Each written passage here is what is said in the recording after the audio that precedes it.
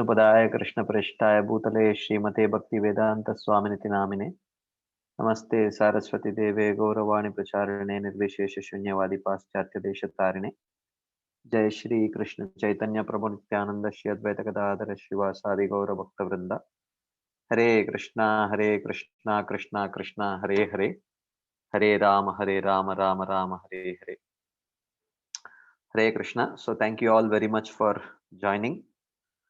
So we will start today's discussion. So last time we we completed actually His Holiness Bhakti Vigyan Goswami Maharaj's commentary to the second verse of Manasiksha.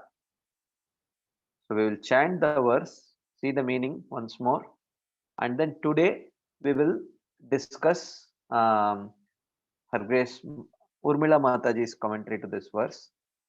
And it's a short commentary, and hopefully we will get time to start the third verse today actually. So we will chant the second verse. Na dharmam na dharmam shruti gana niruktam kila kuru vraje radha krishna prachura paricharya mihatanu shachi sonum nandishwara pati sutatve guruvaram Mukund प्रेष्ठत्वे स्मर परमजस्रम ननुमना. So here in the second verse of Manasiksha, Srila Raghunath Das Goswami says, "My dear mind, na dharmam kuru, na adharmam kuru, shruti gana niruktam." So he says, "My dear mind, do not perform any pious acts prescribed in the Vedas, and do not perform any impious acts which are forbidden in the Vedas." So basically, as we saw elaborately, what it means is don't act on the platform of dharma and adharma. Start acting on the platform of Vraje Radha Krishna Prachura Paricharya Mihatano. Stay here in Vrindavan and perform profuse service to Sri Sri Radha Krishna, meaning whatever is favorable for serving Radha and Krishna, accept it, and whatever is unfavorable for serving Radha and Krishna, you reject it. That's what he indicates. And then he says, and then we saw Sachi Sonum Nandishwarapati Sutatve Guruvaram Mukunda Preshtatve Smara Param Ajasram Nanumana. So he says that, and because Chaitanya Mahaprabhu is Radha Krishna Nahi Anya, he is a special, not avatar, but special avatari who is Krishna in the mood of Radharani. Therefore, in order to attain Radha and Krishna and Vrindavan, not only is um, worshipping Chaitanya Mahaprabhu conducive, but it is absolutely essential.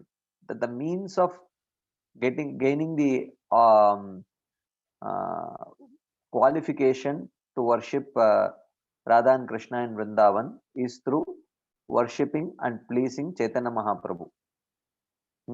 Mukunda Guruvaram Param Mukunda Preshtatve Smaramana. And worshipping the Guru is also absolutely essential, because one should understand and start seeing the Guru as being the dearmost servant of Radha and Krishna, like that. So it is through the Guru that we are going to gain the opportunity to serve Radha and Krishna in Vrindavan. He is going to introduce us to Radha and Krishna. Therefore, worship of Guru is absolutely essential in establishing a relationship with Radha and Krishna and Vrindavan.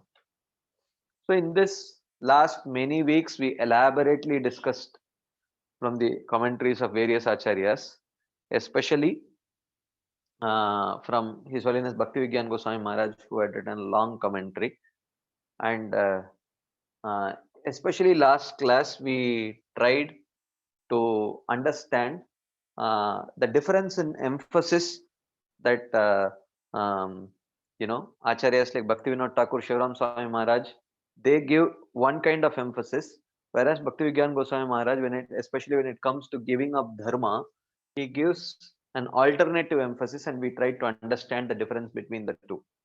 So for those of you who missed last discussion, uh, it would be helpful if you can listen through that session, because we discussed elaborately and repeatedly we discussed that point of how we should understand the difference between uh, sometimes where in the scriptures uh, it is mentioned that devotees should give up dharma, as here um, Raghunath Das Goswami is indicating. And elsewhere also the acharyas emphasize that the devotees should not prematurely give up dharma. So, so we saw the difference when the Shastras talk about devotees uh, should give up dharma. It refers to dharma as prescribed in the Dharma Shastras. Right from the beginning, devotees should give up. And when other scriptures talk about devotees should not give up dharma prematurely, it refers to Vaidhi dharma, Vaidhi sadhana dharma, which devotees, while being qualified only for practicing Vaidhi sadhana bhakti, should not think that they have become qualified for practicing Raganuga sadhana or Bhava bhakti, and give up the rules and regulations of Vaidhi sadhana bhakti and start trying to act on an instinctive platform. I will act according to my instinct. One should not prematurely think like that. So in this way, we saw two different um, uh, shades of meanings of the word dharma. So dharma could refer to varnashrama dharma, or dharma can, in a more generic sense, refer to rules and regulations. So a Vaidhi sadhaka should not prematurely think that he is beyond rules and regulations, but at the same time, he should also not think that he has to follow the rules and regulations as given in the Dharma Shastras. This was the essence of last discussion that we did. There are some further details also that we have discussed. So devotees who could not attend last week's discussion can refer to the recording. So now, today we will start discussing, of course, hopefully we will even complete discussing this commentary by Her Grace Urmila Mataji on this particular verse. Actually, Urmila Mataji's commentary is very much in line with Bhaktivinoda Thakur's explanation, and in very simple words, actually, very easy to understand. And because we have elaborately discussed this verse, more or less whatever Urmila Mataji is going to discuss, it will become very self-evident now, because we have discussed this subject matter quite elaborately. But before we start Urmila Mataji's commentary, based on what we discussed yesterday, last week, if there is any quick comments, questions, uh, maybe for a few seconds we could take. Uh, if you have any quick comments, questions, you can please raise your hands based on what we discussed last week. But if you don't have any questions, we might start discussing from Urmila Mataji's commentary. I'll wait for a few seconds. Yeah, I see a few hands up here. Venkat Govind Prabhu, can you please? I'm unmuting you, Prabhu. Hare Krishna Prabhu, Dandavat Pranam. Dandavat Prabhu. Yeah, Prabhuji, actually your lecture was being heard by one senior Mataji, elderly Mataji, and she asked me a question to be asked to you. She said there is a Sanskrit saying that Dharma Rakshati Rakshitaha.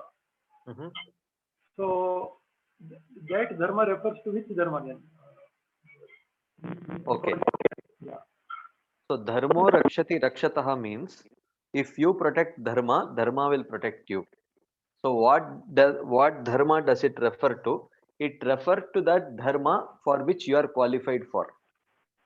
So if you are qualified for karma, if you have karma nishta or karma adhikar, then varnashrama dharma is your dharma, and if you follow it, dharmo rakshati rakshataha. But if you have qualification for practicing bhakti, Vaidhi sadhana bhakti, then that dharma which you should follow is Vaidhi sadhana dharma. So if you follow that dharma will protect you.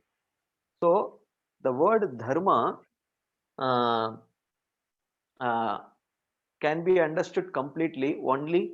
The word dharma has no meaning without an understanding of one's adhikar.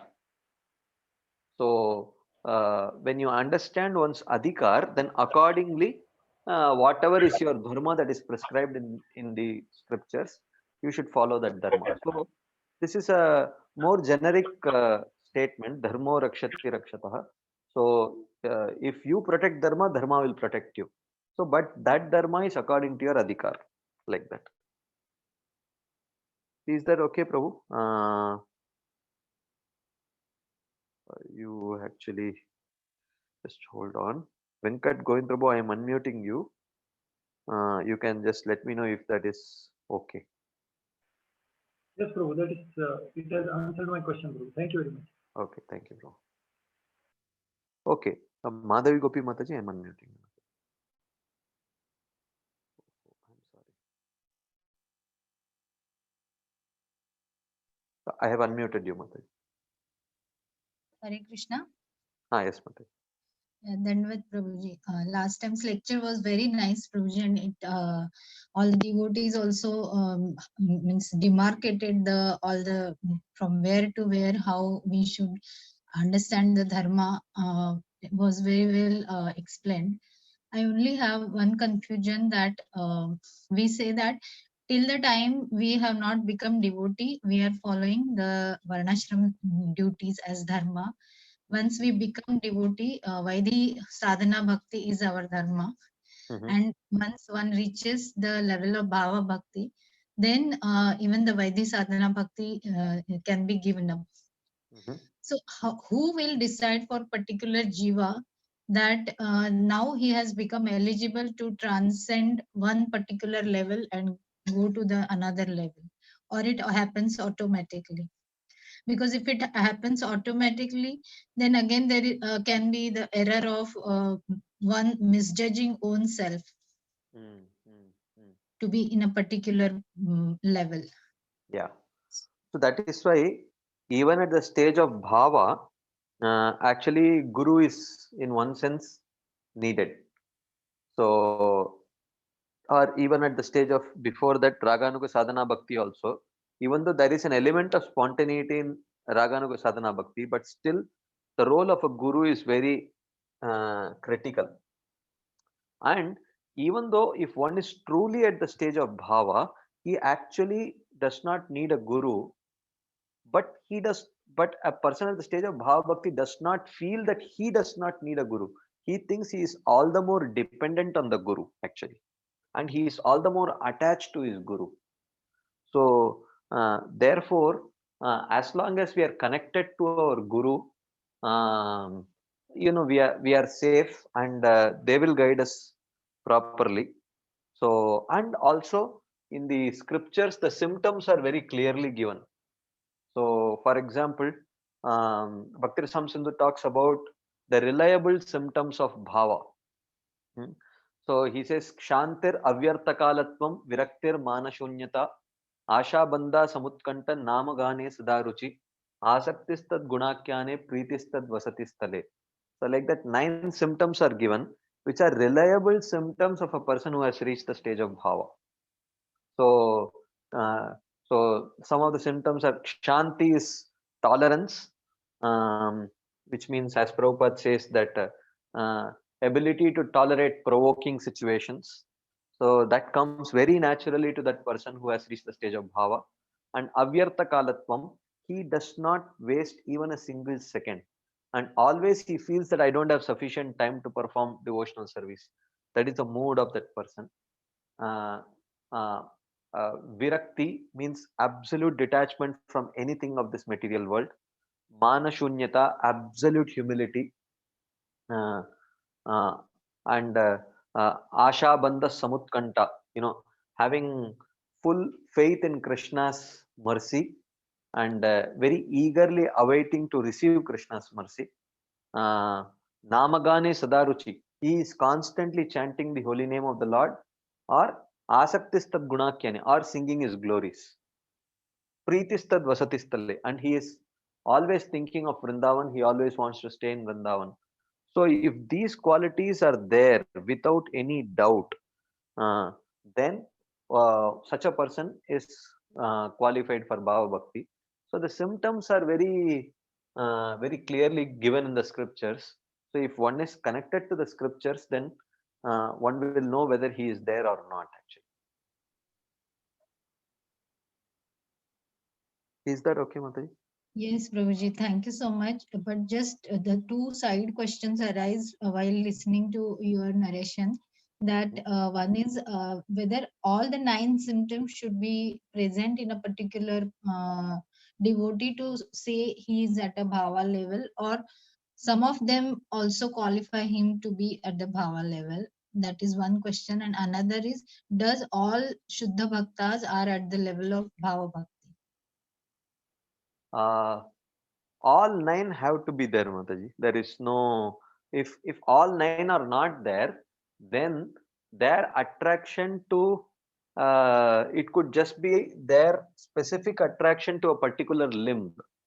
Uh, uh, because attraction, deep attachment can arise out of mode of passion also, and deep attachment can arise out of genuine love also.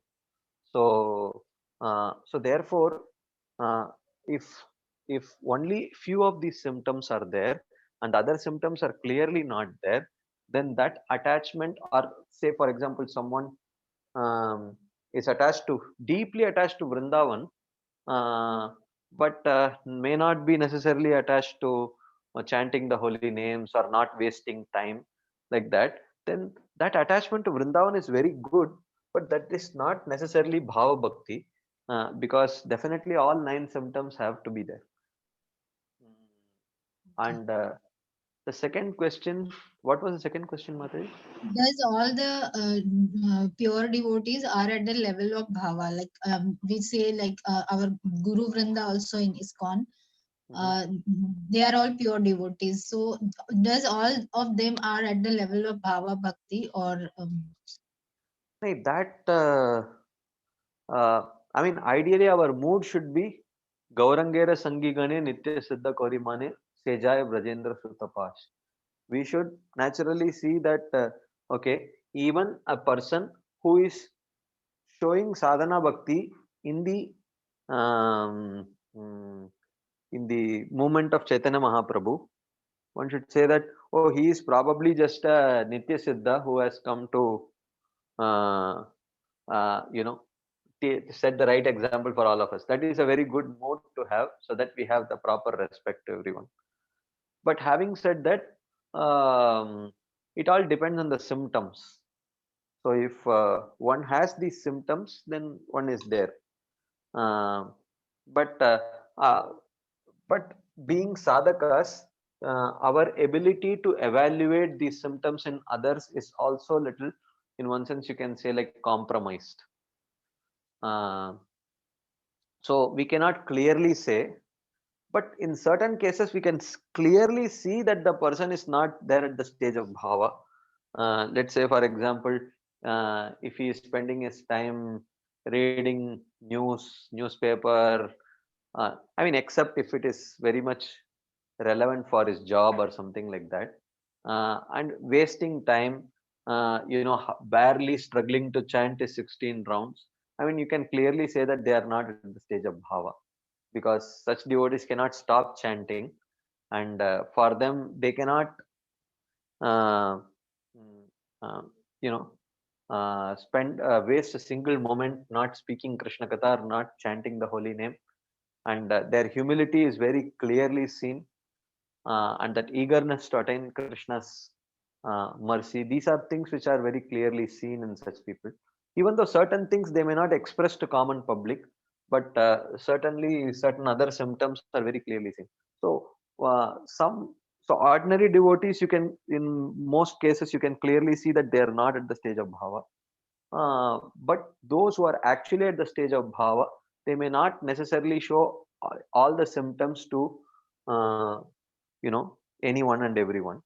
So therefore, it may be a little bit difficult. But if most symptoms are seen, it is better to assume that they are there and give them that respect that is safe for it. Okay, thank you so much, Prabhuji. Yeah. Shaligram Krishna Prabhu, I'm unmuting you, Prabhu.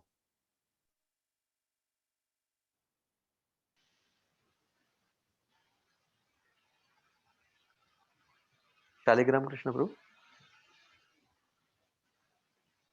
Prabhu, your voice is not audible. Hare Krishna. Prabhu, your voice is not audible. Maybe here you can check your PC or yep. Okay, I think you have typed. Okay, some problem with the mic. So if you would, okay, if while you figure it out, Prabhuji, we will continue with the discussion. Once you fix your mic, you can again ask, or you may type it in the chat box and I can take it also. Okay. Okay, Prabhu. Thank you. Okay, so let's continue our discussion. So we will start Her Grace Urmila Mataji's commentary to this verse. Very simple commentary, as I told, because we have extensively discussed this. You will see that whatever she is going to speak is going to be very self-explanatory because we have already discussed all of this extensively. So Mataji writes, Raghunath Das Goswami advises us to abandon both dharma and adharma. Such is not a call to become an avadut who appears crazy to this world. So he is not here. Raghunath Das Goswami is not telling just start acting like an avadut. Indeed, Rupa Goswami tells us in Bhakti Rasamrita Sindhu not to be neglectful in ordinary dealings. So in one of the 64 limbs, he mentions that. Rather, the point in verse 2 is to absorb our mind in the eternal truth, tattva, rather than in the details of what is right or wrong in the karmic sense. Look, so here in this one line, she has encapsulated our hours and hours and hours of discussion which we have done on this topic actually.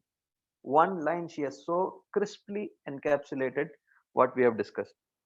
So the essence of nadharmam nadharmam shrutigana niruktam kilakuru vraje radha krishna prachura paricharyami hatanu. What is the essence of this? She says, absorb your mind in the eternal truth rather than in the details of what is right or wrong in the karmic sense. Like that. Such details are hard to discern even for the wisest person. As Krishna says in Bhagavad Gita, Kim karma kim akarmeti kavayopyatra atra mohita tatte karma pravakshami yadgyatva mokshashaya shubhat. So even Krishna says, what is karma, what is akarma, what is vikarma? This is very difficult even for the most intelligent of people to understand, like the Krishna tells in Bhagavad Gita. So therefore, Raghunath Das Goswami says, look, we don't have time to figure out all this, what is right, what is wrong, on the platform of dharma and adharma. But things are very clear with respect to what is anukul for bhakti and what is pratikul for bhakti. Just think along those lines. That's what here Mataji also indicates, that your mind should be absorbed in the eternal truth rather than the details of what is right or wrong in a karmic sense. We can easily be diverted from love of God trying to unravel those complexities. Ultimately, the underlying natural desire of the soul for balance, harmony, and goodness, which prompt our dedication to justice, morals, and ethics, is only found completely by transcending those concerns to come to full spiritual realization. Very profound statement. He says that the soul naturally has a desire for balance, it naturally has a desire for harmony, and it naturally has a desire for goodness. So he says that this, but this, the soul in its conditioned state thinks that it can get balance, harmony, and goodness by dedicating himself to justice, morals, and ethics, as described in the Dharma Shastras, Artha Shastras, like that. He thinks that somehow, if I perfectly follow this Dharma or this, Artha Shastra, according to justice, morals, and ethics, then I can attain balance, harmony, and goodness. This is the misconception of the living entity in his conditioned state, and while having faith in karma. But of course, even a Vaidhi sadhaka is in his conditioned state only, but somehow his understanding is right. He understands that I cannot waste my time dedicating uh, my time to justice, morals, and ethics. I have to rather dedicate my time to pleasing Krishna. And in pleasing Krishna, I can transcend uh, this justice, morals, and ethics and attain balance, harmony, and goodness. So, therefore, as devotees, we may not be able to completely absorb ourselves in Krishna, but we at least know that the solution lies there and not in absorbing ourselves in justice, morals, and ethics. Nor should we calculate as to what actions of ours are likely or unlikely to bring us good results in a material sense. So, so therefore, we can't think in terms of, oh, is it a pious activity? Is this an impious activity? Of course, we should not be inclined to perform impious activities, but rather we should be inclined to perform activities which please Guru and Krishna. So, as stated in Shrimad Bhagavatam 11.7.8, one whose consciousness is bewildered by illusion perceives many differences in value and meaning among material objects. Thus, one engages constantly on the platform of material good and evil and is bound by such conceptions. So, for one at the stage of bhakti, one who is absorbed in pious activities is equally bewildered um, as a person who is absorbed in impious activities. So, piety, just like impiety is a product of ignorance, piety is also a product of ignorance. So, what are they ignorant of? They are ignorant of the absolute truth. So, both are on the relative platform. So, on the relative platform, piety is good and impiety is bad. But on the absolute platform, piety, pious activity need not necessarily be bad in terms of the activity, but in terms of the consciousness, it is also bad, because the consciousness of piety is not Krishna consciousness. Actually, it is piety consciousness. So that any activity performed with that kind of a relative consciousness is bad. That's what Bhagavatam is indicating.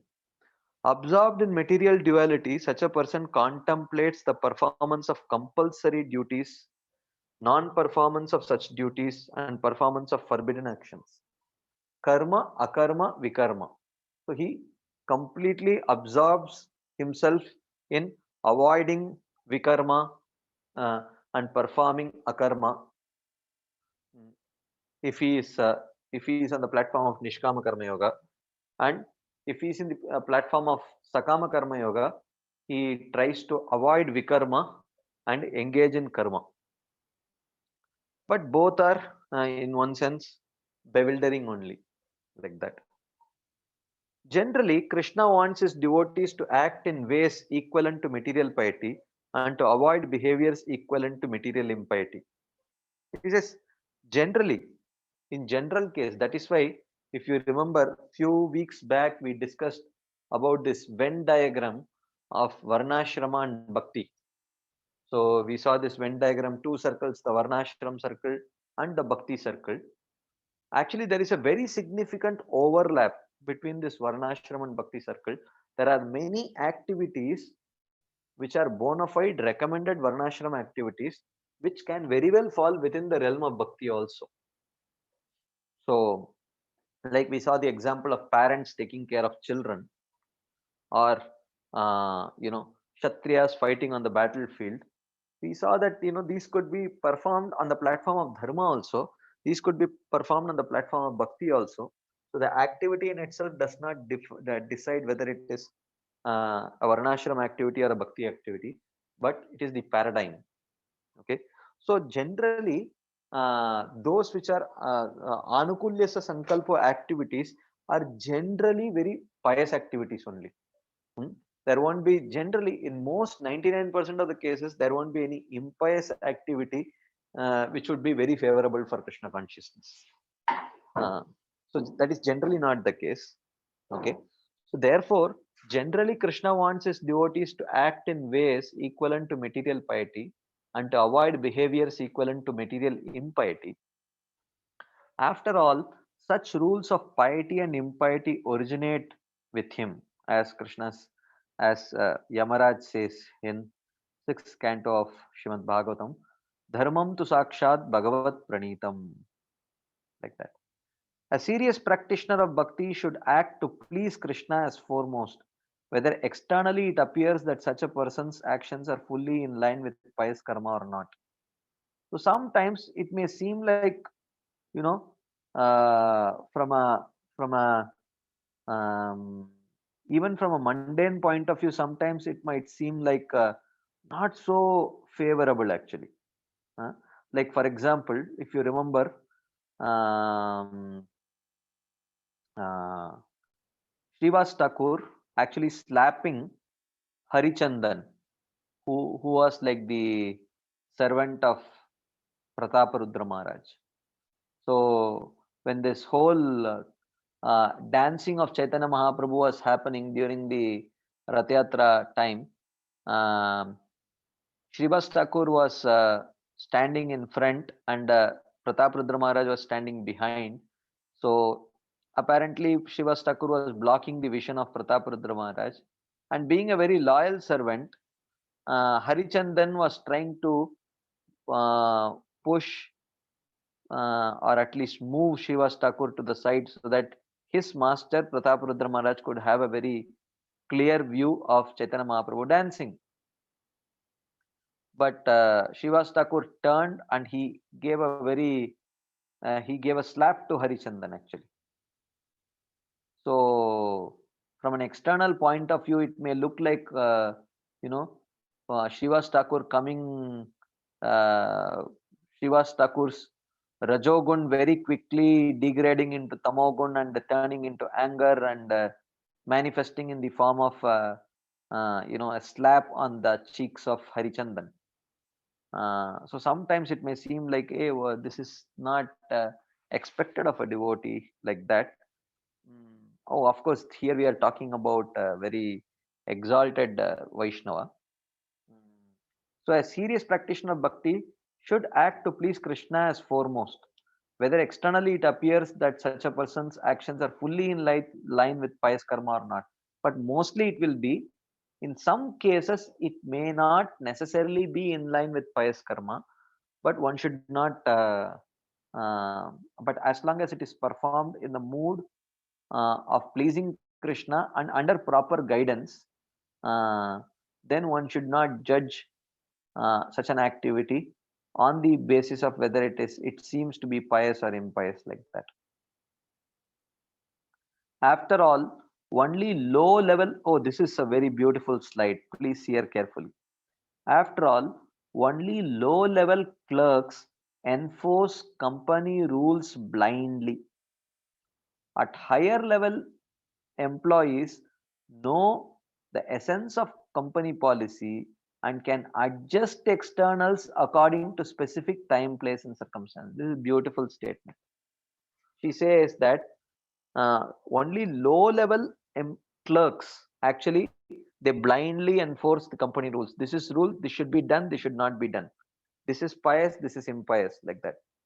But then the higher level employees who know the essence of company policy, they may adjust the externals little bit here and there according to time, place, circumstances, in such a way that the essence of the company policy is fully upheld.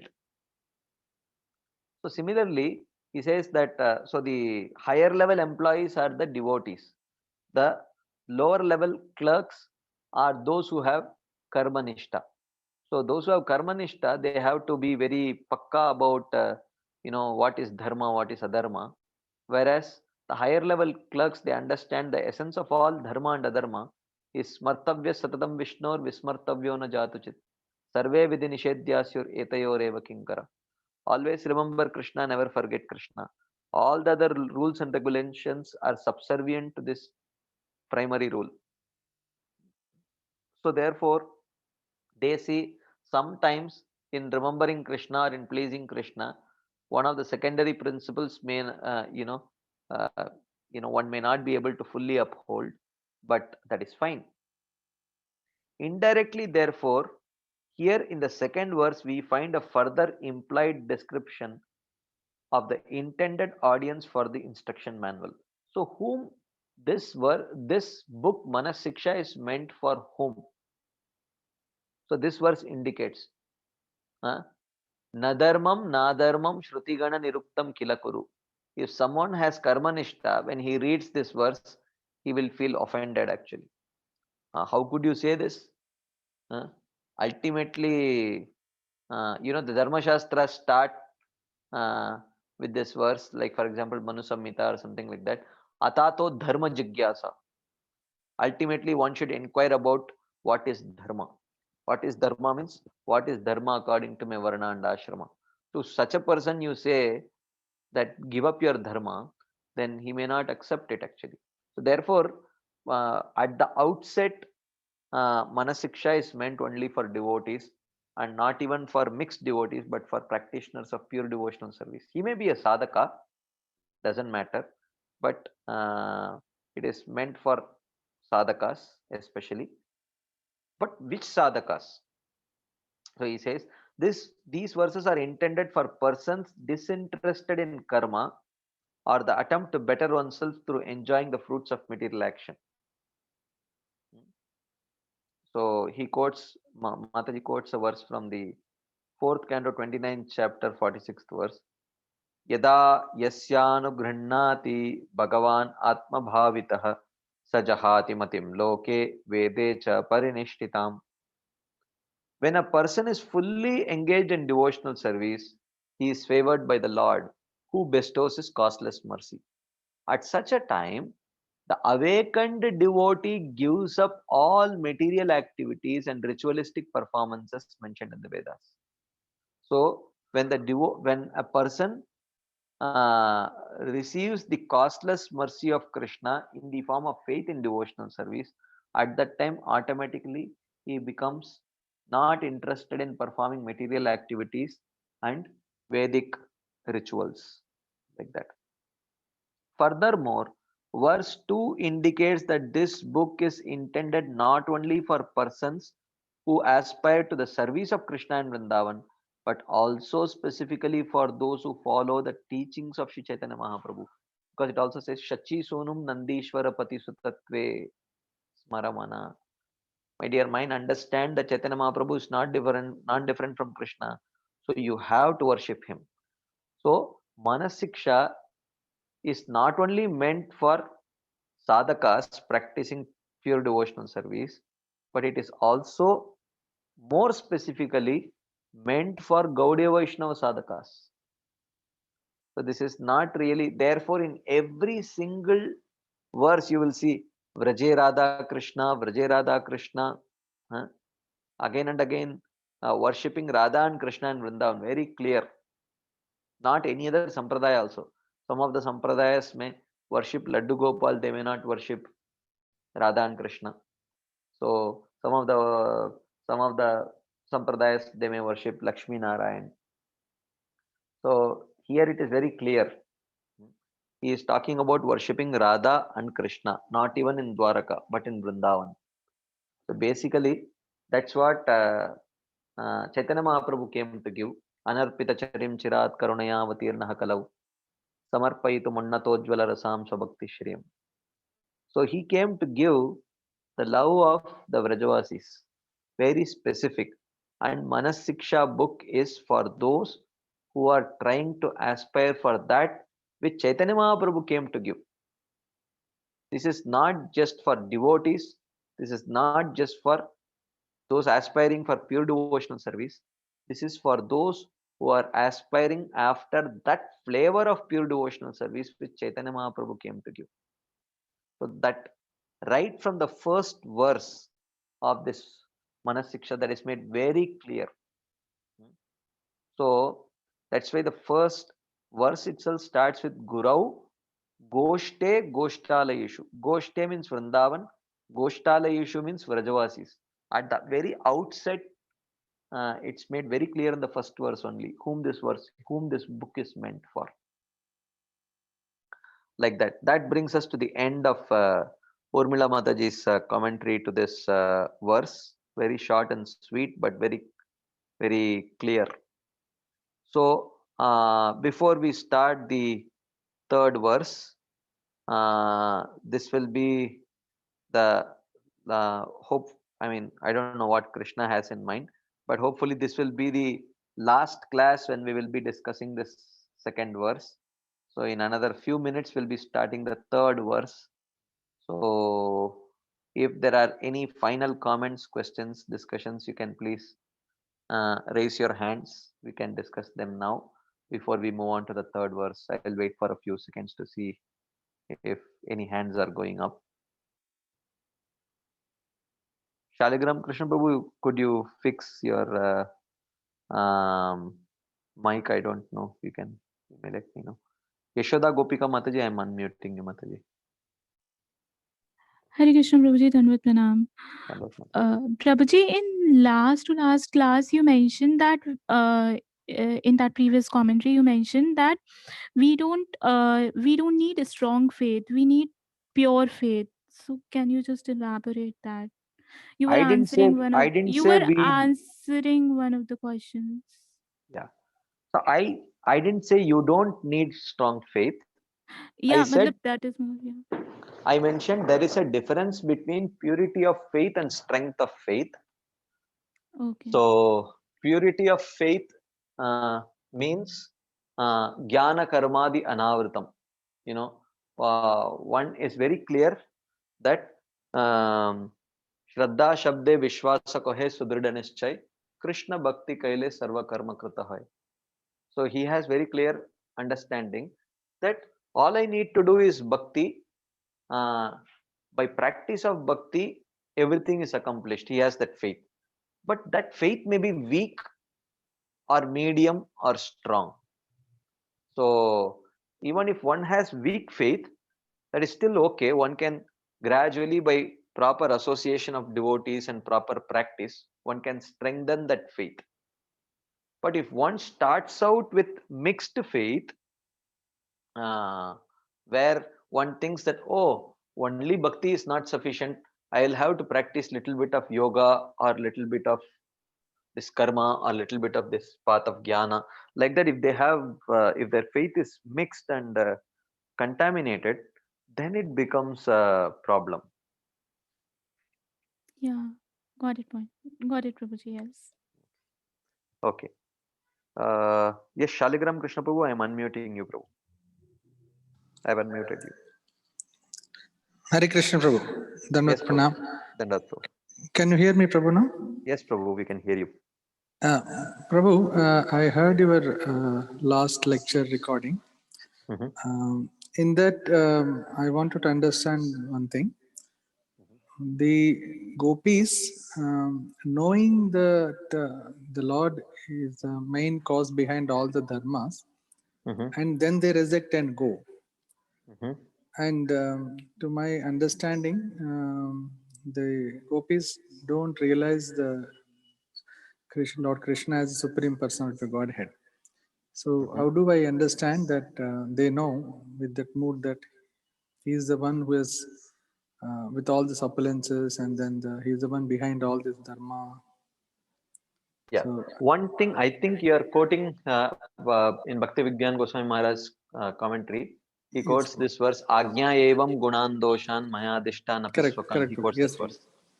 So he says the gopis exemplify this verse. He does not say that this verse is spoken indicating gopis, which is also possible if the verse is understood in a particular way, but it is not necessarily. He mentions that the gopis exemplify this verse. This verse, he says, if the verse is understood in a particular way. So now, having said that, it's not that the gopis do not know Krishna is the Supreme Personality of Godhead, but it does not affect their emotional connect with Krishna. So this is same with the gopis. This is same with all the other Vrajavasis also. So so it's not that they don't know Krishna is the Supreme Lord, but but when they see Krishna exhibiting some very extraordinary power, still it does not affect them. Still their connection with Krishna being a dependent child, only only those feelings keep coming in their heart, because that is such strong deep rooted feeling actually. So it's not that they don't know, but it does not, that Aishwarya does not uh, become a major aspect of their emotional relationship with Krishna. It does not affect their emotions. That is the understanding. But they do know many of the prayers, if you see, of the Vrajavasis in the 10th canto, they very clearly indicate Krishna's supremacy. But still, when they deal with Krishna, they deal with him as if he is their lover, or he is their friend, or he is their son, like that. yes, Prabhu, got it. Thank you very much. Thank you, bro. Okay, so there are no further hands, so I think we will end our discussion on the second verse now, and we will now start the third verse. So I will just, give me a second. I will just stop sharing this, and I will start sharing the next document.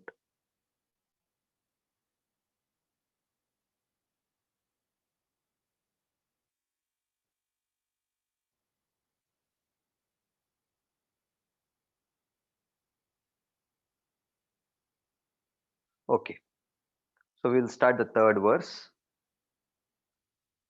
So we will just recollect the first two verses. First verse, Srila Rupa Goswami, Srila Raghunath Das Goswami says, Gurau goshte goshtalayishu sujane bhusuragane swamantre shrinamni vrajana vayuvadvan vasharane sadadambam hitva kururatim apurvamatitaram ayesvantar bratas chatubirabiyache dritapada. So in the first verse, he is begging his mind. He says, my dear mind, actually, I am requesting you, kindly develop an unprecedented, intense attraction to Guru, Vrindavan, the Vrajavasis, to all the Vaishnavas, to Brahmanas, to the mantra that your Guru has given you, to the holy name of the Supreme Lord, and to the process of surrendering to Radha and Krishna and Vrindavan. And understand that while you are trying to do this, a major obstacle will come in the form of damba, means bodily consciousness or various manifestations of maya in the form of lust, anger, envy, greed, illusion, pride, duplicity, and all these things. So try to keep them aside. So this is a very generic presentation. The first verse generally says, it talks about, the goal of establishing a relationship with these 8 things, and to remove the obstacles which come in the form of this damba. And then the next verse he says, in order to do this, first you have to come to the platform of bhakti. What is the platform of bhakti? Platform of bhakti means keeping aside the paradigm of dharma and adharma, and start working on the platform of what will please Radha and Krishna and Vrindavan. With that mood, you perform your activities, choose your activities. And while acting in this way, don't forget to worship Chaitanya Mahaprabhu, don't forget to worship your Guru. So this is what we have seen in the first 2 verses. Now, again in the 3rd verse, he says, the 3rd verse actually answers this question of, if you want to worship Radha and Krishna and Vrindavan, can you accept Diksha and Siksha in any other sampradaya other than Chaitanya Mahaprabhu's sampradaya? This is a very important question, because so we will see what Raghunath Das Goswami has to say about this. So we will chant this verse. Yadi cheravasam vrajabhuvi saragam pratijano yuvadvandvam tachet paricharitumārādabilashe swarupam shri rupam saganamiha tasyagrajamapi sputam premna nityam smaranamatadatvam shrunumana. He says, Shrunumana, oh my dear mind, please listen. Tvam yadi ichchehe, if your desire is pratijanu, in every birth, vrajabhuvi avasam, if it is your desire to reside in Vrindavan life after life, saragam means with loving attachment. If you want to live in Vrindavan life after life with loving attachment, and chet paricharitum abhilashe, and if your desire is for paricharya, for serving, so while staying in Vrindavan, what will I do? What is your desire? What do you wish to do while staying in Vrindavan life after life? He says, yuvad dvandvam tachet paricharitum arad abhilashe. I have a desire to serve the youthful couple Shri Radha and Krishna, arad, in close proximity. If you would like to stay in close proximity to Radha and Krishna and worship them in Vrindavan, life after life, then what you should do? Tada, then, sputam smara, very clearly remember, nama, and offer obeisances. To whom? Swarupam Shri Rupam Saganamiha Tasyagrajamapi. Swarupam to Swarup Damodar Goswami, Shri Rupam to Shri Rupa Goswami, Saganam and his associates in Vrindavan, Tasya Agrajam. Agraja is his elder brother. Srila Rupa Goswami's elder brother is Sanatan Goswami. So he says that if your desire is to birth after birth reside in land of Vrindavan and worship Radha and Krishna in close proximity, then very clearly you should remember and offer obeisances to Swarup Damodar Goswami, Srila Rupa Goswami, Srila Sanatan Goswami and their associates. So this is the essential. He does not say worship the Vaishnavas. He says Swarupam Shri Rupam Tasyagrajam and Saganam. You have to worship Swarup Damodar Goswami, Srila Rupa Goswami, Sanatan Goswami and their associates. Very clearly he says. So what this verse means, we will try to understand. Okay. So, Srila Bhaktivinoda Thakur's Bhajan Darpan commentary, that's what we are going to read now. Srila Bhaktivinoda Thakur says, this verse addresses whether or not it is possible for someone to attain residence in Vrindavan with spontaneous love, Ragatmika Bhakti, if one accepts initiation, Diksha, and instruction, Siksha, from any of the Vaishnava schools. Is it okay? अरे वो भी वैष्णवी है, उनसे सुनने से क्या मुझे वृंदावन में वास नहीं मिलेगा? He is also a Vaishnava, so I can hear from him what's wrong. He is a pure Vaishnava. So what is wrong in hearing? He's not going to speak, Prajalpa. He's not going to speak about politics.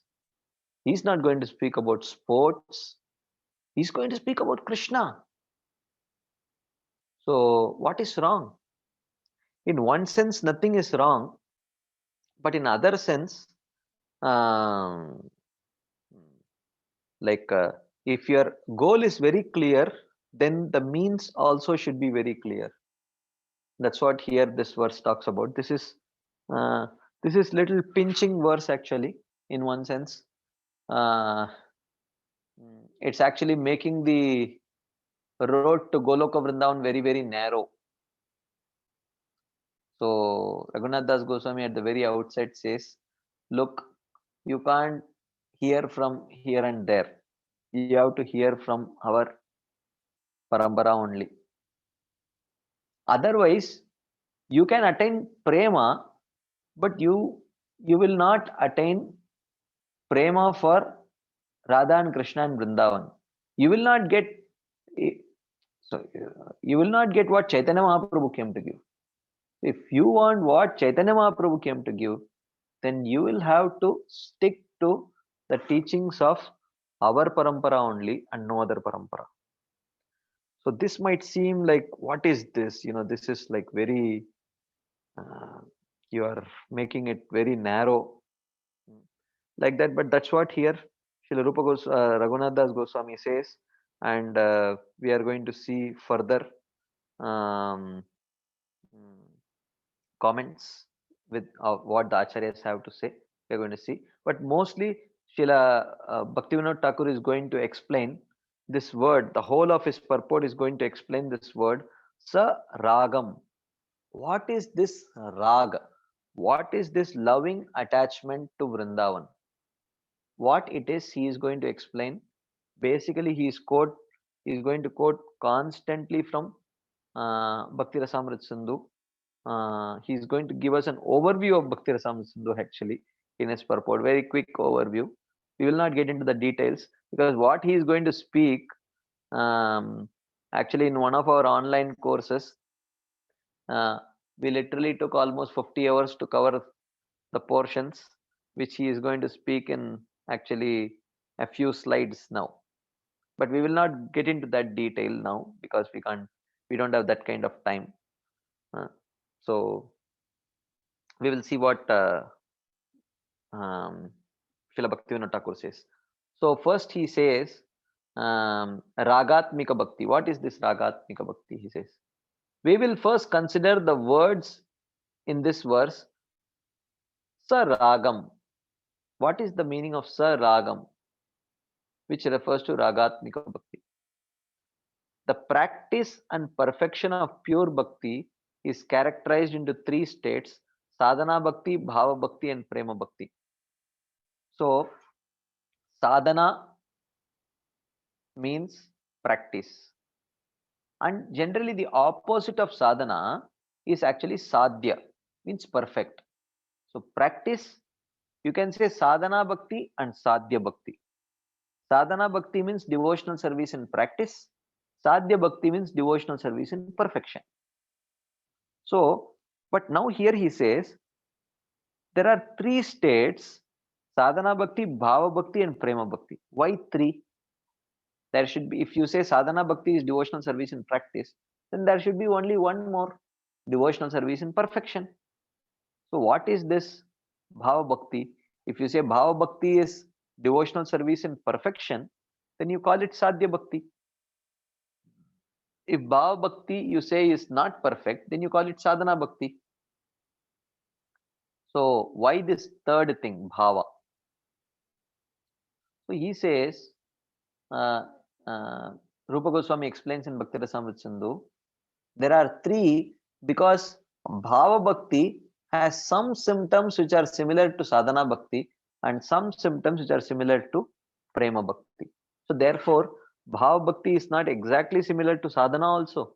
Bhava bhakti is not exactly similar to prema also. So therefore, it is separately mentioned as a third category like that. So, what is bhava bhakti? So in bhava bhakti, still some trace amounts of impurities are still present. In that way, it is similar to sadhana bhakti. Impurities are still present. But one may say, oh, then why don't you call it sadhana bhakti? You cannot call it sadhana bhakti because in sadhana bhakti there is no realization of Krishna. But in the stage of bhava bhakti, there is realization of Krishna. Then you may say, oh, then why not call it sadhya bhakti then? Or prema bhakti? No, you cannot call it prema bhakti because even though at the stage of bhava there is realization of Krishna, but that realization of Krishna and the experience of the bliss of that realization is sporadic. It comes and goes, comes and goes. It is not constant. Okay, you see, so in this way, there are some characteristics of bhava which is similar to sadhana and some characteristics of bhava which are similar to prema. So therefore, Rupa Goswami says, for clarity purpose, let us have three types of bhakti and not two types. One is sadhana bhakti, then there is bhava bhakti, and then there is prema bhakti, like that. Srila Rupa Goswami's conclusions in this matter is explained in the following verses. Now he is going to actually, quote verses which will take hours and hours to actually discuss and explain. But we will just see very briefly what they mean and then move ahead. But for those of you, because many of you have joined this Manasiksha discussion, you have joined because you have already attended those online courses of rediscovering Vaidhi Sadhana Bhakti, demystifying Raganuga Bhakti, and the Royal Road Ahead, Bhava and Prema Bhakti. You have already attended those courses, and many of you have joined actually after attending those courses. So for you, it might be a good revision, but for those of you who have not attended, it may be little bit of a you know it may seem like we are going very fast on this subject matter, but nevertheless, we will stick to whatever Bhaktivinoda Thakur has discussed here. So first he says that in Bhakti Rasamrita Sindhu, Srila Rupa Goswami says that he describes the 9 stages. Adau Shraddha Tata Sadhu Sangota Bhajana Kriya Tato Nartha Nivrittisya Tato Nishta Ruchis Tataha Atasaktis Tato Bhavas Tata Premabhyudanchati Sadhakanam Ayam Premnaha Pradur Bhave Bravet Kramaha. He says, Adau Shraddha. It starts with faith. So faith in the process of bhakti, faith in the bhakti shastras, faith in the Vaishnavas who practice that bhakti, and faith in the Guru Sishya Parampara which gives this process of bhakti. So first one gets this faith, Adau Shraddha. And in the beginning, this Shraddha may be very weak, Komala Shraddha. But nevertheless, it has to be pure. So then Tata Sadhu Sangha. So as soon as one gets the Shraddha, one of the symptoms of the Shraddha is that one feels that I need a Guru and I need fellow Vaishnavas in whose association I can practice this bhakti. So that is the first prominent symptom of Shraddha. Ata Bhajana Kriya. So then in the association of devotees, you also want to do what they are doing, which is essentially sadhana bhakti, which is called as Bhajana Kriya. Shravanam, Kirtanam, Vishnu, Smaranam, Pada Sevanam, like that. So in this way, when we practice bhajana kriya, gradually, uh, anartha nivritti will happen. Shrinvatam Swakata Krishna Punya Shravana Kirtanam Hridyantasto hi abhadrani vidunoti suritsatam. So gradually the heart becomes purified of anarthas. Then comes when the anarthas like lust, anger, envy, greed, etc. It is only because of being obstructed by these anarthas one cannot steadily practice bhakti. So this bhajana kriya before anartha nivritti is called as anishtita bhajana kriya or unsteady devotional service. So the unsteadiness is created due to the obstacles. Then comes nishta. So he says that Shrinvatam Swakata Krishna Punya Shravana Kirtanam Vidyantasto hi abhadrani vidunoti suritsatam Nashta prayeshu abhadreshu nityam bhagavata sevaya Bhagavati Ruttama Shloke Bhaktir Bhavati Nishtiki. When almost most of the anarthas are destroyed due to practice of devotional service, then one reaches the stage of nishta, steady practice of devotional service. Then comes ruchi. So after nishta comes ruchi. Ruchi means where one starts developing great attachment to the limbs of devotional service. So one starts experiencing great taste in the process of devotional service. Then that intensifies into the next stage, which is called as asakti, where one develops a very significant attachment to pleasing Krishna. So taste for the process of bhakti is ruchi, but taste for pleasing Krishna is asakti. So even though at the stage of ruchi also there is a desire to please Krishna, what to speak of ruchi, but even at the stage of shraddha there is a desire to please Krishna. But at the stage of asakti, that is the predominating desire and almost the only desire. But ruchi is characterized by a solid taste for the process of devotional service. And then after asakti comes the stage of bhava, where the person starts developing spiritual emotions towards Krishna.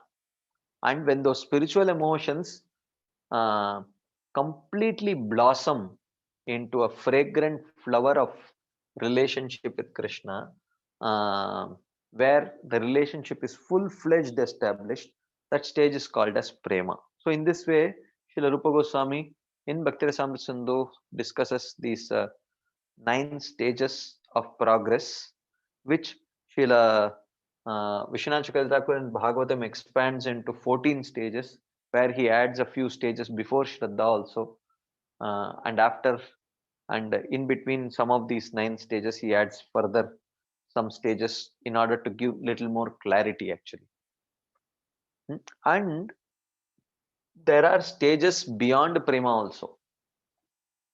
There are some 6-7 stages beyond prema, but they are very, very elevated stages which are not discussed even in Bhakti Rasamrita Sindhu. So it is discussed in the sequel to Bhakti Rasamrita Sindhu, which is called as Ujjvala Nilamani, which was also compiled by Srila Rupa Goswami. So here Bhaktivinoda Thakur says, let us try to understand the meaning of raga.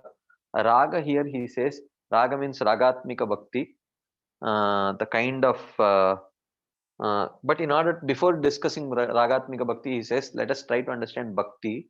Bhakti can be performed either at the level of sadhana or bhava or prema.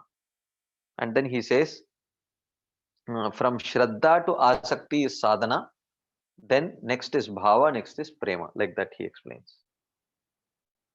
Okay. Sadhana bhakti, which is performed during the devotee stage of practice, is divided into two categories. Of course, the sadhana bhakti is also divided into two categories. This is Vaidhi bhakti or regulative devotional service, and Raganuga bhakti or spontaneous devotional service. So you cannot strictly say that it is two types right from the beginning. Okay, so it is not two types right from the beginning. It is actually only one type from the beginning, and after a particular stage it becomes two types. So we saw, as I told you, there are 9 stages: Shraddha, Sadhu Sangha, Bhajana Kriya, Anartha Nivritti, Nishta, Ruchi, Asakti. So these first seven stages are actually sadhana bhakti only. But here he says that sadhana bhakti is divided into two types, Vaidhi sadhana and Raganuga sadhana. But actually, if you see, from Shraddha, Sadhu Sangha, Bhajana Kriya, Anartha Nivritti, Nishta, till these first 5 stages, actually it is Vaidhi sadhana only. Then after Nishta, it can either continue as Vaidhi sadhana or it can take the route of Raganuga sadhana. So, Nishta, Ruchi, Asakti can be either Vaidhi or Raganuga, but from Shraddha to Nishta is essentially only Vaidhi sadhana only. Vaidhi sadhana means where the inspiration to perform that sadhana bhakti is coming from Guru, Sadhu and Shastra. And Raganuga sadhana means where the inspiration to practice that sadhana bhakti is coming from greed to follow in the footsteps of the Vrajavasis. Lobha.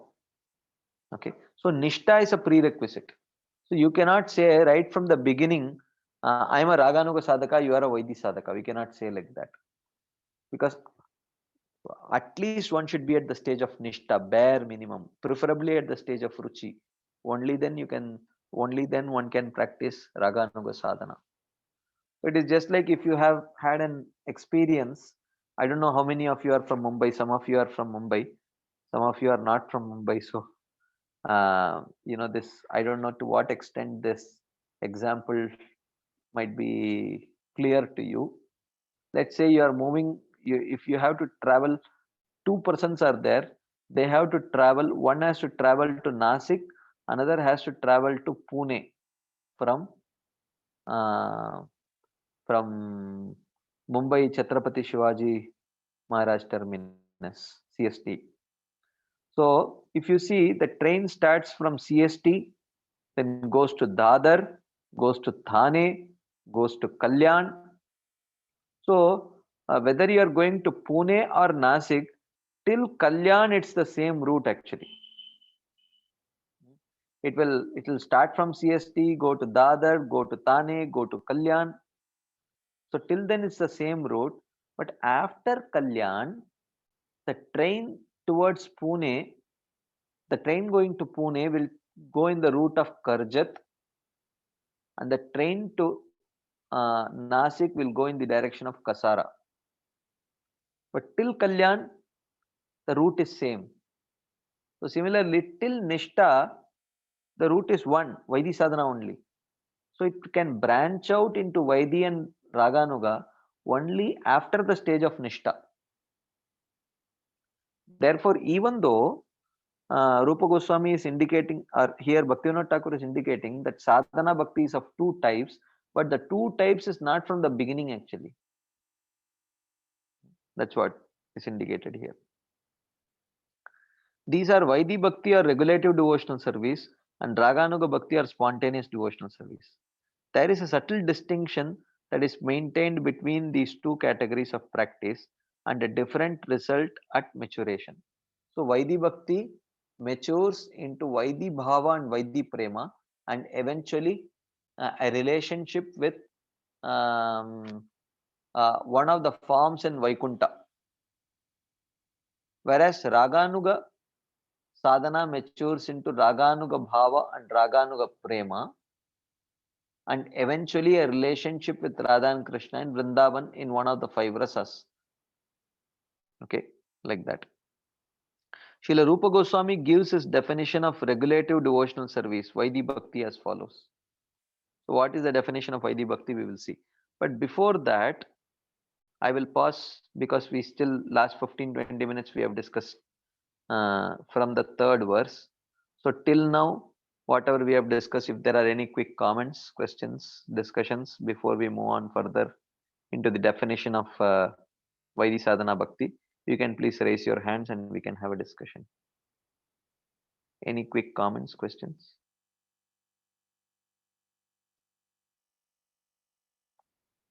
Okay, so no hands are up, so we will continue our discussion. So we will see the definition of Vaidhi Sadhana Bhakti. Srila Rupa Goswami says, Yatra raga anavaptatvat pravrittir upajayate shasanenaiva shastrasya sa Vaidhi Bhakti ruchyate. So he says, Yatra pravrittir upajayate. When you see actions of bhakti, he is practicing Shravanam, Kirtanam, Smaranam, Padasevanam, etc. But Raga Anavaptatvat. But you don't see that intense greed in his heart to actually follow in the footsteps of Rajavasis. But still you see, he is very meticulously following Shravanam, Kirtanam, Smaranam, Padasevanam, etc. Okay. So where is this inspiration to follow all of this coming from? Where is this inspiration coming from? So he says, Shasanenaiva Shastrasya. Shastrasya Shasanena Eva. So when this impetus is coming from the teachings of the scriptures, that is called as Vaidhi Sadhana Bhakti. Okay. So what differentiates Vaidhi Sadhana and Raganuga Sadhana is not the external activities, but the internal impetus. Where is the inspiration for that practice coming from? If the inspiration for that practice is coming from Guru Sadhu Shastra, then it is called as Vaidhi Sadhana Bhakti. But when the inspiration is coming from greed to follow in the footsteps of the Vrajavasis, then it is called as Raganuga Sadhana practice. So that being said, it is not that Raganuga Sadhakas do not follow Guru Sadhu and Shastra. They definitely follow Guru Sadhu and Shastra, but the inspiration is not coming necessarily primarily from Guru Sadhu Shastra. Primarily the inspiration is coming from the life and the life of the Vrajavasis actually. But one should not say that they are rejecting Guru Sadhu Shastra. They very much follow Guru Sadhu Shastra. In fact, they developed this greed. They developed this greed for the Vrajavasis only because they perfectly followed the teachings of Guru Sadhu and Shastra while they were practicing Vaidhi Sadhana Bhakti. Only because of that, gradually they progressed and came to the stage where they developed that intense greed to follow in the footsteps of the Vrajavasis. So here in this verse, Srila Rupa Goswami defines what is Vaidhi Sadhana Bhakti. So we will move forward. Further, Srila Rupa Goswami says, Shastroktaya prabalaya tad maryadayanvita Vaidhi Bhaktir iyam kaishchan maryada marga uchyate. So this is almost like the last verse that Srila Rupa Goswami speaks about Vaidhi Sadhana Bhakti. So he starts with the first verse that describes the definition of Vaidhi Sadhana Bhakti, and practically the last verse which talks about Vaidhi Sadhana Bhakti. He says, some persons call Vaidhi Bhakti the path of rules, Maryada Marg, since it is bound by strong limitation of the rules mentioned in the scriptures. So there is no spontaneity. Constantly they are referring to books. So referring to books is not wrong. Like even a surgeon in order to learn surgery, while one is a surgery student, one will keep on referring to the essential surgery notes and teachings and everything. But when one becomes very conversant, then he may not think in terms of, oh, what does the surgery textbook say? What does the surgery textbook say? He has developed essentially the uh, solid instincts of being a good surgeon. So then he may not think in terms of books, but he has developed those instincts because of perfectly following the books only. But having said that, after developing a very solid instinct of being a surgeon, one may not necessarily think in terms of what do the books say, because he already has perfected.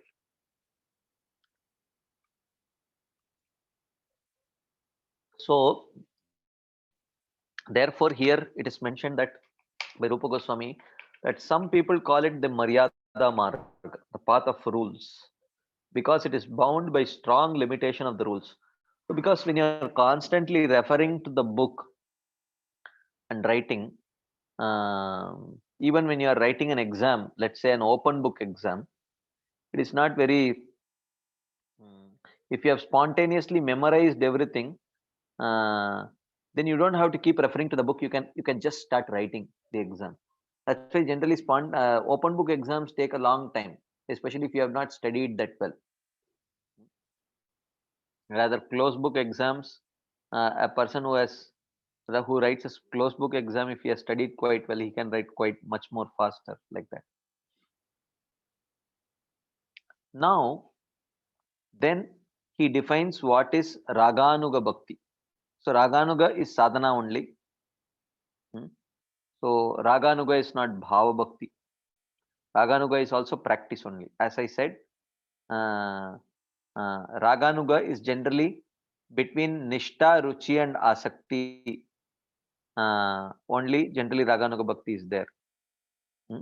So Nishta, Ruchi, Asakti can be at the can continue along the Vaidhi Sadhana platform, or it can branch out into Raganuga platform. So like that. So he says, Virajantim abhivyaktam vrajavasi janadishu ragatmikam anusrita yasa raganugochate. This, what is this Raganuga Sadhana Bhakti? He says Raganuga Sadhana Bhakti means that bhakti, that sadhana bhakti, in which is inspired by the Ragatmika Bhaktas. So now one may say, Arey, I am trying to understand the definition of Raganuga. You are telling that the definition of Raganuga is one who tries to follow a Ragatmika. So if you are trying to give a definition of an unknown term, then you should define it in terms of some known terms. You are adding another unknown term here, Ragatmika Bhakti. Ragatmika Bhakta. What is this Ragatmika Bhakta? Who is this Ragatmika Bhakta? He says, Virajantim Abhivyaktam Vrajavasi Danadeshu. That bhakti which is found distinctly in the Vrajavasis, that is called as Ragatmika Bhakti. And one who tries to follow in their footsteps or their bhakti, he is a Raganuga Bhakta. Now, the question is, what is so special about the kind of bhakti that is followed by the Vrajavasis? So he says, Raganuga Vivekartam Adav Ragatmika Uchyate. If in order to understand what is Raganuga Bhakti, first we have to understand properly what is Ragatmika Bhakti, or that Bhakti which is practiced by the Vrajavasis, like that. Okay, so at this point I will again pause to see if there are any comments, questions, discussions based on the last few slides that we have discussed, because I don't want to go very much further and then it becomes difficult to follow. So I will keep pausing because as I mentioned before, we are just going to discuss the definitions, but there are very elaborate explanations of each of these verses which we may not have time, and it is not it is not within the scope of this particular book to discuss all of that. Because if I discuss all these slides, it is 3 courses actually. So what we discuss in 3 courses, we are going to summarize it in, just a few slides now, Bhaktivinoda Thakur. So it is much beyond the scope of this one course to elaborately discuss each one of these verses. But little bit whatever is needed to understand, we will touch on that. Now, Deep Chandra Prabhu, I am unmuting you, Prabhu. Hare Krishna, Prabhu. Yes, Prabhuji, very basic question. So what is greed? Like, can you give an example for greed? Greed means, we are going to see in the next verse. In the next verse is going to, of course, greed means I mean, in simplest terms, greed means greed. Like a deep thirst to mold one's own practice of devotional service in the mood of the Vrajavasis. So in this context, that is the meaning of greed. So greed to hear about their pastimes, greed to stay in Vrindavan, and greed to meditate on the service of those particular Vrajavasis. So that is the meaning of greed. Prabhu, actually, once I had heard that greed means to beg, borrow, or steal, like something like that. Yeah. So greed means, greed, you can say it's almost like addiction. Like, so when you are addicted to a particular drug, let's say a drug addict literally will beg, borrow, or steal, literally. So that is greed actually. Because So Prabhu, so what I had heard is that the greed sees no stage. So no, so because is greed means there is no obstacle. Only then greed can freely flow. Correct, na bro? Haribol, Navdeep Chandra Babu? Yeah, yes. Yeah.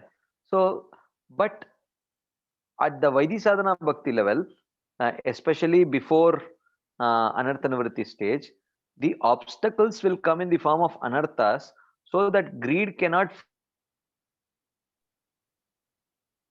So therefore, Haribol, Prabhu, can you hear me? Yes. So greed means something which is very spontaneous and which can freely flow.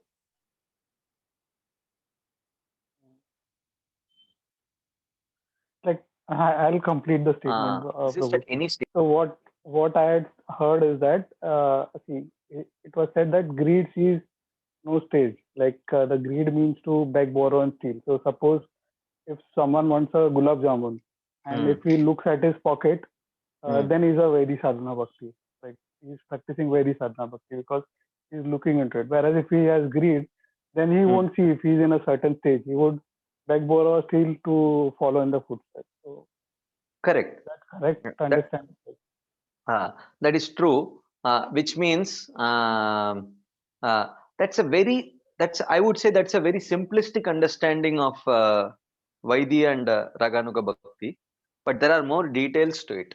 If you see Bhakti Rasamrita Sindhu, there are more details to it actually. That beg, borrow, or steal kind of greed cannot manifest when there is attraction to things of this world actually. So because that greed will be constantly interrupted with greed for other things of this world. So therefore at the stage of Anartha Nivritti, when Anartha Nivritti has not yet been accomplished, so anarthas means what? Lust, anger, envy, greed, illusion, and pride. Of course, you can say, but this anartha greed, as long as it is there, you cannot get this artha greed. This artha greed is greed for the Vrajavasis love. So therefore,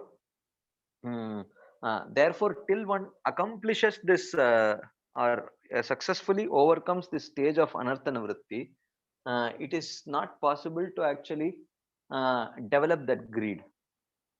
So, uh, so therefore, there are two qualifications for Vaidhi sadhana bhakti. One is nishta, another is lobha. Lobha is greed. Nishta is the stage of nishta. So unless one one is one is at the stage of steadily practicing bhakti, it is not possible to develop. It's not a reliable greed actually. It is actually an unreliable greed, like that. Is that relevant to? Okay, okay, Prabhu. Yes, Prabhu. Thank you. Okay. Venkat Govind Prabhu, I'm unmuting you, Prabhu. Hare Krishna, Prabhu. Yes, Prabhu. In example which you gave for the train which starts from VT and it goes to Kalyan, and then you can decide whether to go to Nasik and Pune. Uh, actually, how do we see our bhakti is whether it is Raganuga or Vaidhi, or is there any test, or is there any, I don't know how to articulate it. How do we know that we are heading towards Raganuga, or we start with Vaidhi and then at Kalyan we can decide whether to become a Raganuga or continue in Vaidhi direction. Can you please elaborate on that? Actually, even though till Kalyan we the route is same, but while boarding the train only, you can't board any train and hope and at Kalyan decide that, oh, the train should go in this direction. So at the beginning only, we should know what our goal is. Am I aspiring for the destination which Chaitanya Mahaprabhu came to give, or am I aspiring for a destination that Ramanujacharya came to give? Am I aspiring for a destination that Madhvacharya came to give?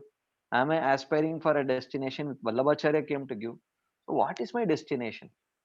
So that when it is clear, even though till Kalyan all of us will be traveling together, but if we have properly till Kalyan followed the teachings of Swarupam Shri Rupam Saganamiha Tasyagrajamapi, Swarup Damodar Goswami, Rupa Goswami, Sanatan Goswami and his associates, then naturally after Kalyan the train will go in the direction of, whatever, Goloka Vrindavan.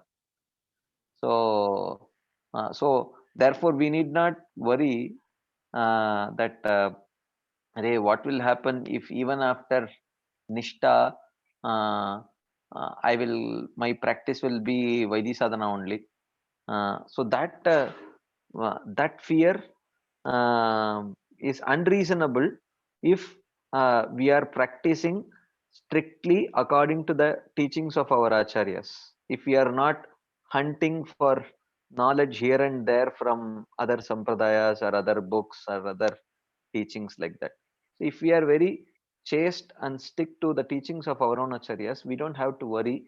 Naturally, uh, because like while you are sitting in a train that is heading to Pune, another person is sitting in a train, but parallelly in another track there is a train which is heading towards Nashik. Even though till Kalyan you may see, am I sitting in the right train? Because the other train, it says it goes to Nasik, it is also coming in the same route. So one need not worry, because as if you are very clear you have boarded the right train, then after Kalyan it will fork out in a different direction. So one need not worry about that. So so yes, in the beginning only we should know which train we are boarding, and we should board it and stick to that train actually. We can't keep we can't at Dadar we can't get off the train and try to board another train which is heading towards Nashik. Meaning, it's not like, abhi tak I have read Prabhupada's books, Rupa Goswami's books. Let me read some little bit of Ramanujacharya, little bit of Madhvacharya's teachings, little bit of Vedanta Deshikan I will read. oh, Vallabhacharya, why should I leave him? I can read that also. So if we keep on doing this, then we will be wondering, you know, then it becomes a problem. Then uh, then then we will have an issue.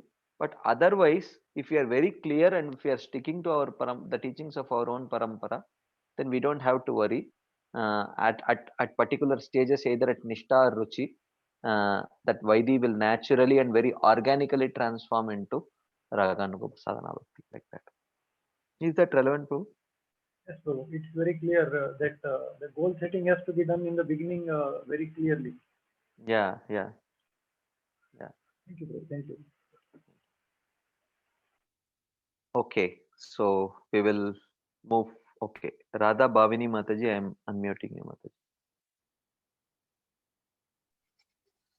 Mataji. Hare Krishna Prabhuji, Dandavanam. Yeah, I could relate to this example what you told, because I have got since I am also from Bombay earlier, so I could relate to this very well. So in this connection, I had a question, the one which you told, like when you start from CST, when you go towards Kalyan and Kasara that way. So my question here is, might be I am asking in related to what you have already spoken, but if you can just clarify here, you told about the different paths, like of different acharyas. So what if somebody reaches one stage, like the other we decided over here, we were on the path of devotional service, and nowadays if you see amongst devotees also, there are so many isms that have come. Many start focusing on other things, like this is also our dharma, we are supposed to do this. Many devotees have started what focusing on many other aspects. That I feel, oh my God, I am not doing anything. There is one thing, okay, first of all, I may not be fit or I may not be clear about it. I can only follow this path simply. Whereas they try to quote Prabhupada and different things. I think you also might be knowing many different focuses have come. Many devotees are focusing on different aspects, saying that this is also a part of our dharma and devotional service. Yeah, I mean, if they have valid pramanas to quote, and if in our sampradaya such sadhanas have been followed, then we should follow. But if they don't have reasonable pramanas to quote, and then we may not follow, actually. So therefore, because you have not quoted any particular ism, so I can also give only a generic answer. That the generic answer is that if they have proper pramanas to quote, and if they can prove that Prabhupada and the past acharyas have followed and they have recommended their followers to follow, then we should definitely follow. So, but if that cannot be substantiated, then we have to understand what they are exactly trying to say. Then we have to ask for pramanas. So the responsibility of a speaker is to quote pramanas, and the right of a hearer is to ask the speaker what is the pramana. Where Prabhuji, where very nicely you have spoken, but can you please tell me where exactly is this from? So that is the right of a speaker. But of course, he should present it in a very non-challenging, humble way. One should ask for the pramana. But the responsibility of the speaker is that he should not even allow such a question to come. Before only he should clarify and tell where I am quoting this from. So therefore, it is the one should know one's rights and responsibilities.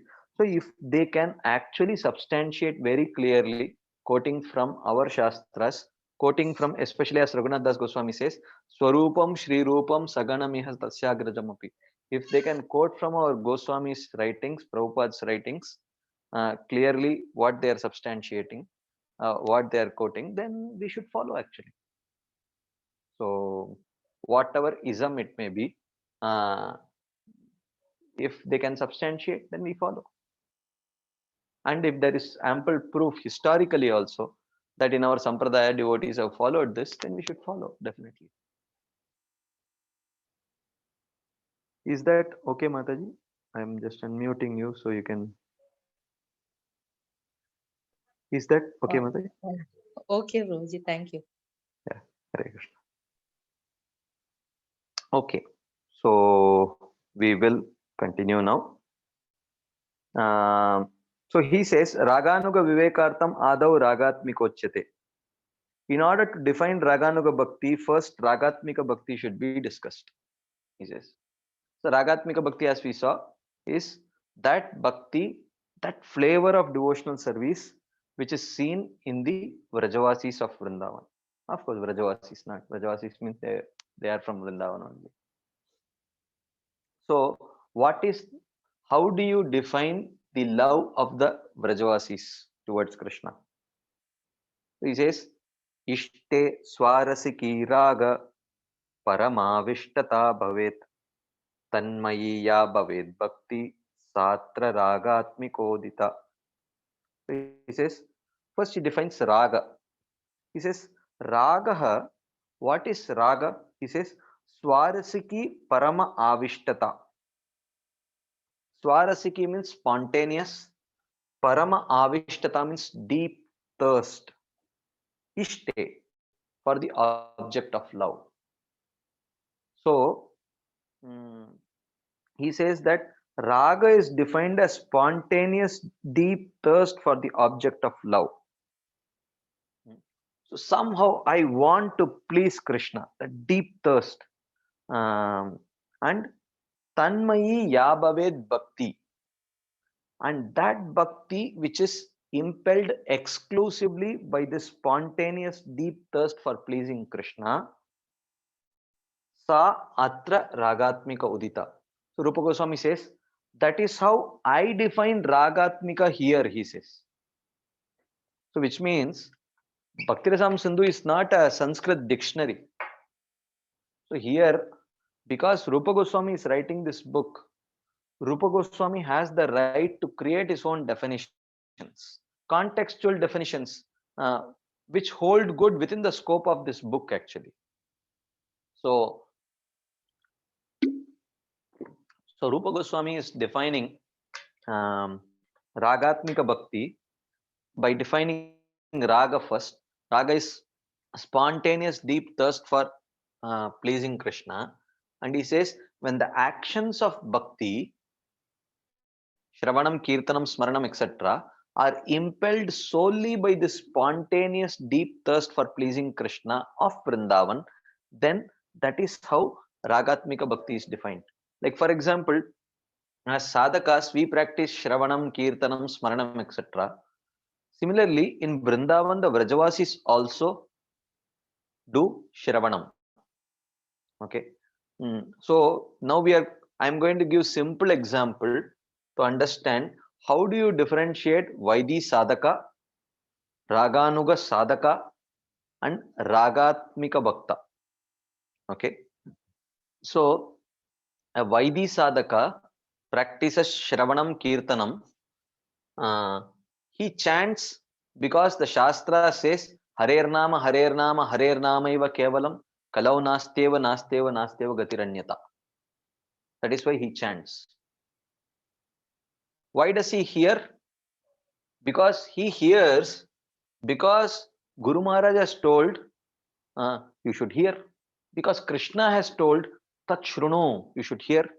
In Bhagavad Gita, Bhagavatam says, Shranvatam Swakata Krishna Punya Shravana Kirtanam Hridyantasto hi abhadrani vidunoti suhritsatam. Bhagavatam says that if you hear carefully, your heart will become purified of anarthas. Therefore, he hears. And why does he try to remember Krishna? Smaranam.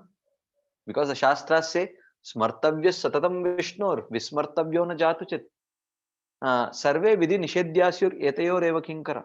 The Shastras say, one should always remember Krishna, never forget Krishna, and this all the other rules and regulations are subservient to this one rule. Like that the Shastras say, therefore they do Shravanam, Kirtanam, Smaranam, like that. This is Vaidhi Sadhaka. Then why does a Raganuga Sadhaka do Shravanam?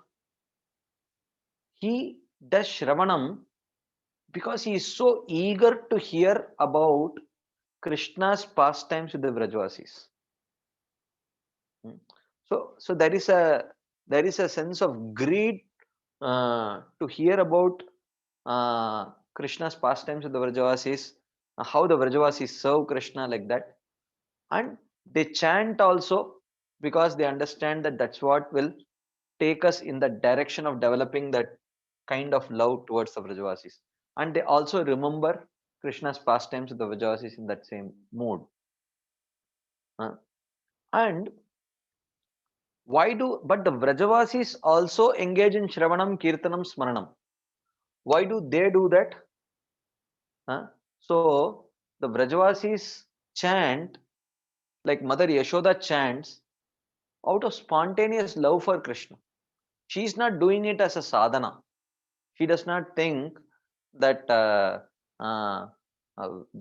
she does not think that, oh, the Shastras say that Harer Nama Iva Kevalam Kalau Nastyeva Gatiranyata.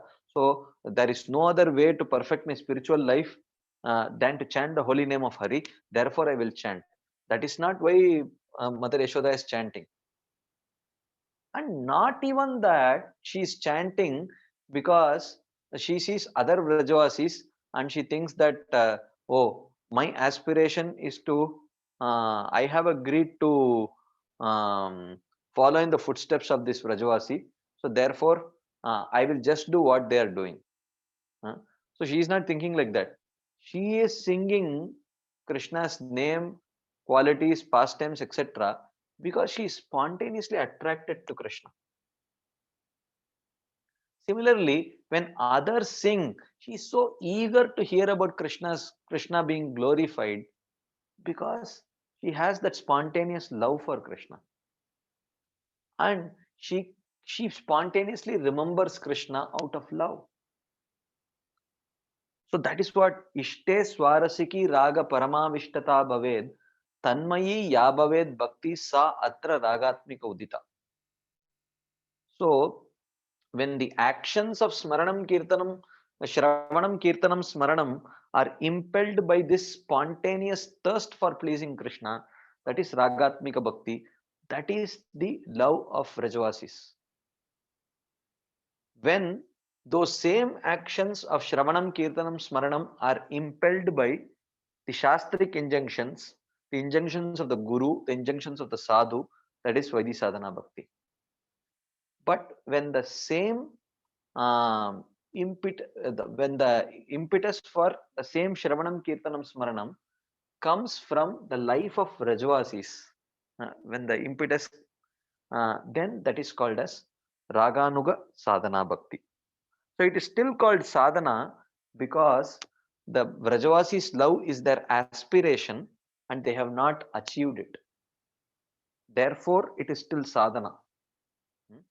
So Raganuga Bhakti is superior to Vaidhi sadhana, but nevertheless it is sadhana only. It is not perfected. It is still work in progress only. Like that. So, and then he says that this Ragatmika Bhakti, of course, we have seen now here only the definition of Ragatmika Bhakti. Sa Kamarupa Sambandha Rupa Cheti Bhaved Vida.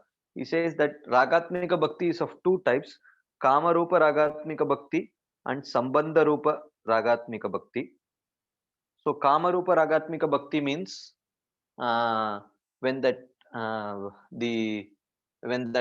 deep, spontaneous, deep thirst for pleasing Krishna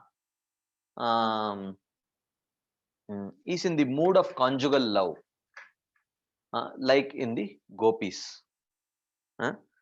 And Sambandha Rupa Ragatmika Bhakti means where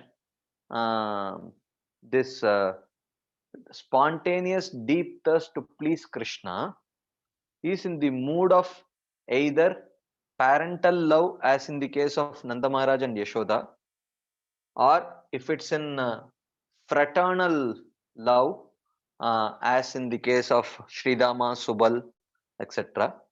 Or if that spontaneous deep thirst for pleasing Krishna is in the mood of servitude, as in the case of Raktak, Patrak, these are like devotees in Dasya Rasa in Vrindavan, like that.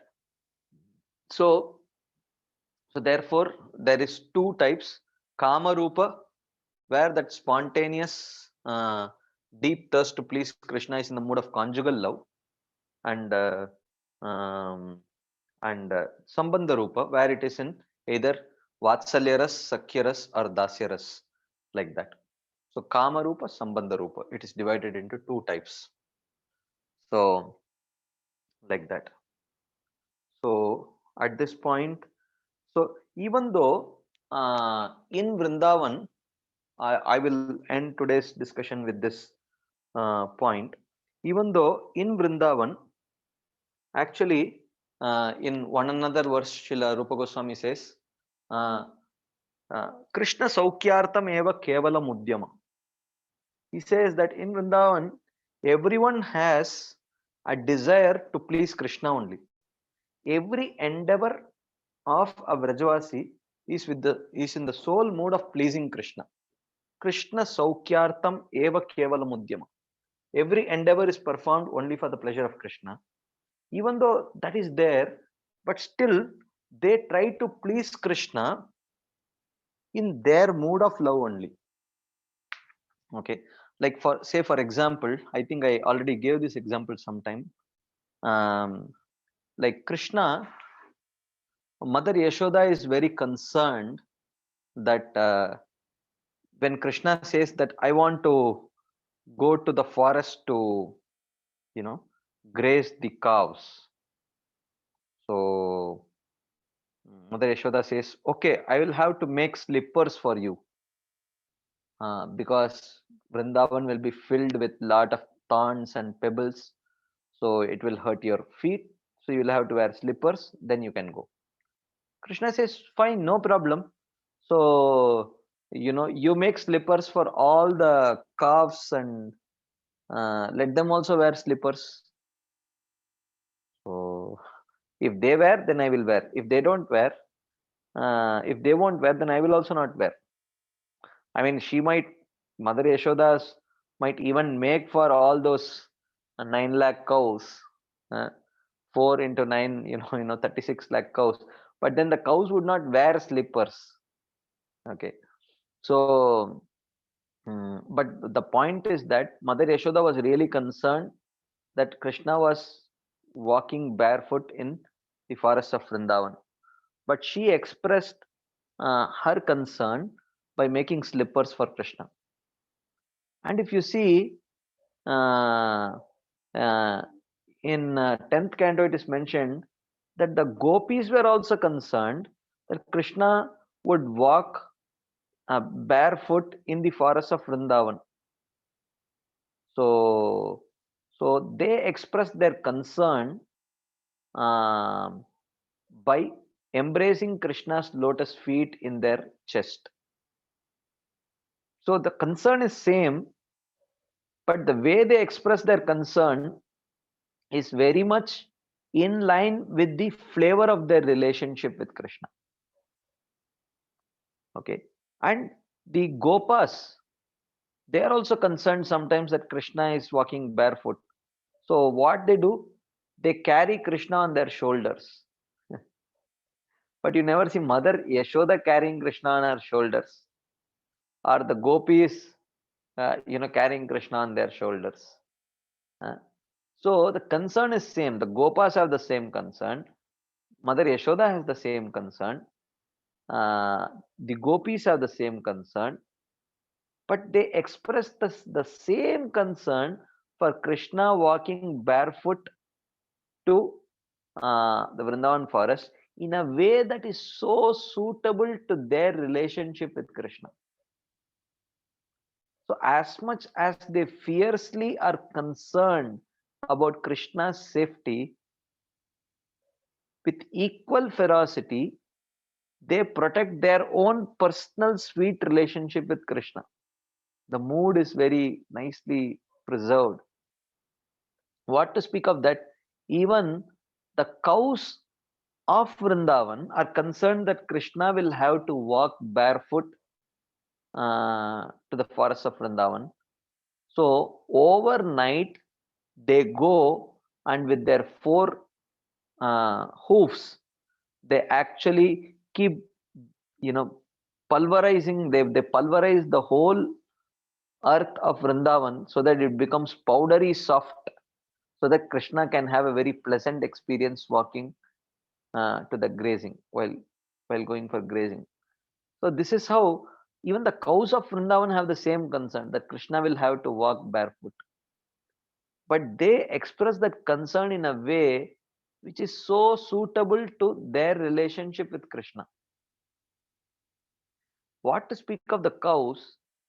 Even the land of Vrindavan, the dust of Vrindavan is concerned that Krishna will be walking barefoot. So how do they respond?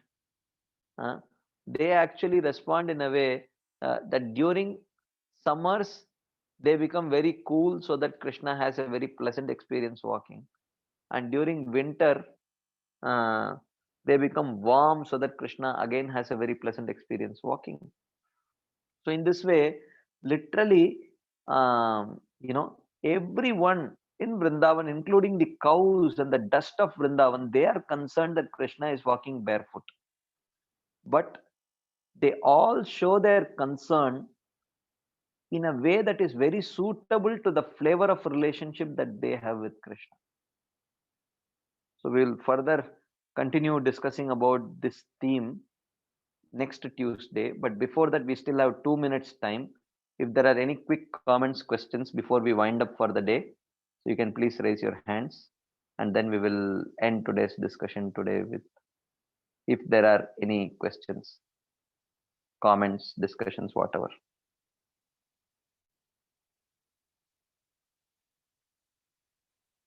Okay, so thank you very much for your patient listening. So next week when we get together next Tuesday, so we will take this discussion forward from where we left today, and further continue. And if Krishna willing, we will complete Bhaktivinoda Thakur's commentary next Tuesday, and then start with His Holiness Shivaram Swami Maharaj's commentary. But if not possible, at least we will try to complete Bhaktivinoda Thakur's commentary next week. So thank you very much for your patient listening, and hoping to have your association next Tuesday also. Srila Prabhupada ki jai, Srila Bhaktivinoda Thakur ki jai, Srila Raghunath Das Goswami Pad ki jai, Vartaman Acharya Vrind ki jai, Shri Manas Siksha ki jai. Hare Krishna. Thank you very much.